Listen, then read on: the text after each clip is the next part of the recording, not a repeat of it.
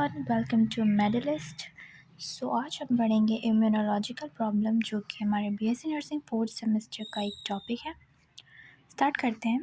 First topic is HIV and AIDS. तो AIDS का full form तो आपको पता ही होगा, that is acquired immunodeficiency virus. ये क्या होती है? फाइनल और मोस्ट सीवियर स्टेज होती है HIV इन्फेक्शन की, राइट। और HIV क्या होता है? ये होता है ह्यूमन इम्यूनोडेफिशिएंसी वायरस। ये एक ऐसा वायरस होता है जो कि अटैक करता है बॉडी के इम्यून सिस्टम पे, राइट। पर्टिकुलरली कहाँ पे? CD4 सेल्स में, जो कि लीड करती हैं किसको? एड्स को, ठीक है। नेक्स्ट बात करते हैं इसकी एपिडेमियोलॉजी की। ग्लोबल प्रेवलेंस देखें इसका, एज पर WHO World Health Organization, over 38 million peoples are living with this, right. Indian statistics की बात करें, एज पर National AIDS Control Organization, approx 2.3 million peoples are living with HIV, right.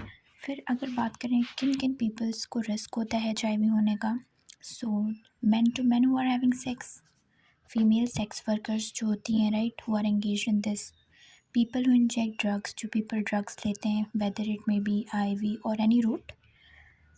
Next is the migrant laborers. The laborers who migrate from one place to another, they are having high risk. Then next बात करें mode of transmission की, ये कैसे transmit होता है, right.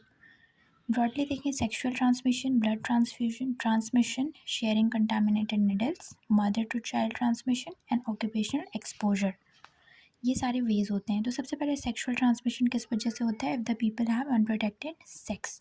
तो इसको prevent करने के लिए हम क्या कर सकते हैं? सेफ सेक्स प्रैक्टिसेस का यूज़ कर सकते हैं। We can use the condoms. Monogamous relationship means having a single sex partner, avoiding the multiple, right. Then next है हमारा blood transmission, that is blood transfusion के वक्त बहुत ज़्यादा रिस्क होता है इसका, और ये ट्रांसमिट हो सकता है। तो इसके लिए हमें क्या करना है? ब्लड सेफ्टी फॉलो करनी है, राइट। जो हमें डोनेटेड ब्लड मिला है, इसकी हम लोग स्क्रीनिंग करेंगे कि कहीं वो HIV पॉजिटिव तो नहीं है, right. Next, sharing contaminated needles contaminated needles से भी ये हो सकता है, राइट। तो इसके लिए हमें क्या करना है? शार्प ऑब्जेक्ट्स को शेयर करना अवॉइड करना है, whether it can be needles, any blades और एनीथिंग, राइट। फिर मदर टू चाइल्ड ट्रांसमिशन हो सकता है, इसके लिए हमें एंटी रेट्रोवायरल थेरेपी देना है HIV पॉजिटिव मदर को, अवॉइड करना है मॉडिफाइंग ब्रेस्ट फीडिंग को, और सेफ चाइल्ड बर्थ प्रैक्टिसेस को फॉलो करना है। नेक्स्ट होता है ऑक्यूपेशनल एक्सपोजर, जिसमें मोस्ट कॉमन है needle stick injury in the work environment, it is the most common form. तो इसके लिए हमें PPE का यूज़ करना है, that is personal protective equipment. Universal precautions को आइडेंटिफाई करना है, और पोस्ट एक्सपोजर प्रोफाइलेक्सिस अगर किसी को हो जाती है निडल स्टिक इंजरी, तो उसको ज़रूर फॉलो करना है। नेक्स्ट बात करेंगे रोल ऑफ नर्स की। What are the role of nurse in this? सबसे पहले प्री टेस्ट काउंसलिंग करना, पोस्ट टेस्ट काउंसलिंग करना, मीन्स मेनली काउंसलिंग प्रोवाइड करना पेशेंट को, उस काउंसलिंग पे अडेयर करना, और ongoing counselling throughout the treatment of HIV, या फिर अगर हम ART दे रहे हैं तो फिर उसको ऑन गोइंग काउंसलिंग प्रोवाइड करना is the important role of nurse. Education provide करना है हमें पेशेंट को कि HIV कैसे ट्रांसमिट होता है, इसको कैसे प्रिवेंट कर सकते हैं, जैसे कि मैंने अभी आपको यहाँ पे बताया। नेक्स्ट, हेल्थ एजुकेशन प्रोवाइड करना कि हम इस डिज़ीज़ को कैसे मैनेज कर सकते हैं।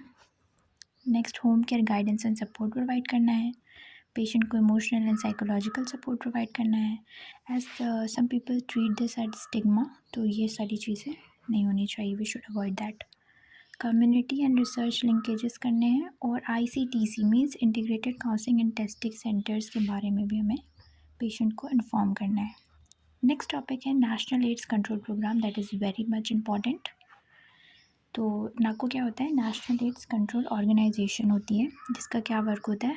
पॉलिसी को फॉर्मुलेट करना, कोई भी पॉलिसी है उसको बनाना, उसका सुपरविजन करना, free ART and testing centres जो है उसको इस्टेब्लिश करना, ताकि पेशेंट जो है ईजिली अपना टेस्ट करवा पाएँ, प्रिवेंशन प्रोग्राम्स को चलाना, ट्रेनिंग एंड रिसर्च प्रोवाइड करना, ठीक है। ये लॉन्च कब हुआ था? 1992 में, implemented by NACO, that is again National AIDS Control Organization under Ministry of Health and Family Welfare, Government of India. Then इसके ऑब्जेक्टिव क्या क्या हैं, यू कैन सी प्रिवेंट करना HIV ट्रांसमिशन को, इंक्रीज़ करना अवेयरनेस को, प्रमोट करना safe behaviour को, प्रोवाइड करना treatment care and support, eliminate करना stigma and discrimination, strengthen infrastructure and surveillance. These are the objectives, right? Next, national international level पे 1980 में WHO ने इसको इस्टेब्लिश किया था। फिर इसके कुछ इंपॉर्टेंट फेजेस होते हैं, 5 फेजेस होते हैं, इसको स्टडी करेंगे। Firstly that is national AIDS control programme phase 1 from 1992 to 1999, जिसका एम था अवेयरनेस स्प्रेड करना, ब्लड सेफ्टी के इम्पोर्टेंस को बताना और STD को कंट्रोल करना, that is sexually transmitted disease को कंट्रोल करना। नेक्स्ट था national AIDS control programme 2 from 1999 to 2006, that mainly focuses on behavioural change, ART programme stat, okay. Next third is from 2007 to 2012, that scale up ART, that is antiretroviral therapy and targeted intervention. Next is fourth, that is from 2012 to 2017, that aims on quality improvement, stigma reduction. And the last was NACP fifth, 2021 to ongoing till 2026. That mainly focuses on achieving 95, 95, 95 targets. 95 means 95% know their status, 95% should be on ART, and 95% should be visually suppressed. Means 95% लोगों को पता होना चाहिए they are HIV positive और not, 95% जो है anti retroviral therapy पे होने चाहिए, एंड 95% जो केसेस होने चाहिए वो विजुअली सप्रेस करने चाहिए HIV केसेस को, right. That's it for the today's lecture, you can take the screenshot.